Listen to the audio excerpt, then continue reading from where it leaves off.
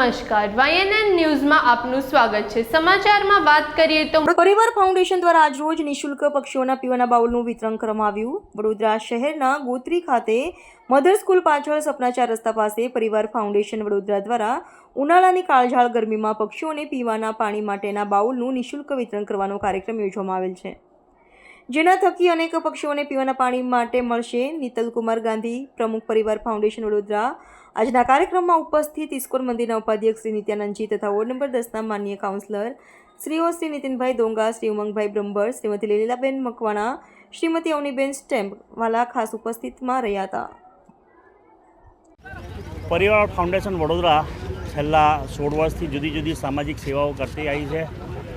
ઉનાળા દરમિયાન ખાસ અમે પક્ષીઓ માટે નિઃશુલ્ક ચકલીને પક્ષીઓને પીવાના પાણીના બાઉલનું વિતરણ કરીએ છીએ।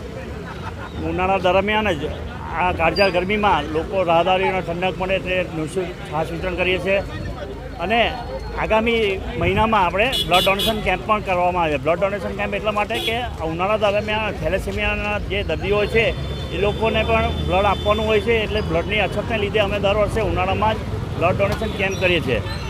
આ વર્ષે અમે આ બીજો પ્રોગ્રામ છે અત્યારે કુંડા વિતરણનો, આવા બીજા 4 થી 5 પ્રોગ્રામ કરીશું અને 2 થી 3,000 જેટલા કુંડાનું આ નિઃશુલ્ક વિતરણ કરવામાં આવશે।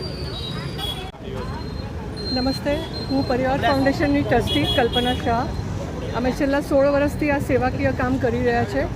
આ વર્ષે લગભગ 2,000 જેટલા કુંડાનું વિતરણ કરશું અને એ પતશે એટલે છાશનું વિતરણ ચાલુ કરશું।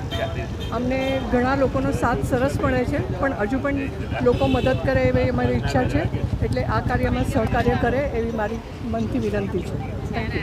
પરિવાર ફાઉન્ડેશન અમારા ગત ટર્મના મારી સાથેના મારા પરમ મિત્ર અને સાથી કાઉન્સિલર નીતલભાઈ ગાંધી દ્વારા આયોજિત આજે પક્ષીઓના કુંડાનું વિતરણ છે। સતત આ 16મું વર્ષ છે। ખાલી ફક્ત આ કુંડાઓનું વિતરણ નહીં, પણ નીતલભાઈ ગાંધીના પરિવાર ફાઉન્ડેશન દ્વારા બહેનોને જરૂરિયાતમંદ કીટો આપે છે। સાથે સાથે આ ઉનાળાની અંદર ભર તડકામાં રાહદારીઓ માટે છાશનું વિતરણ પણ કરે છે।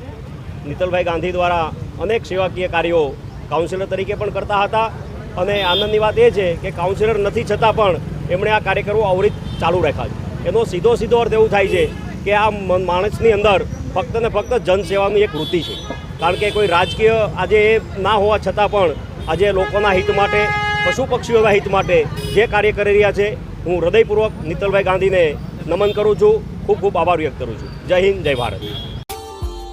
Subscribe now and press the bell icon. Never miss an update.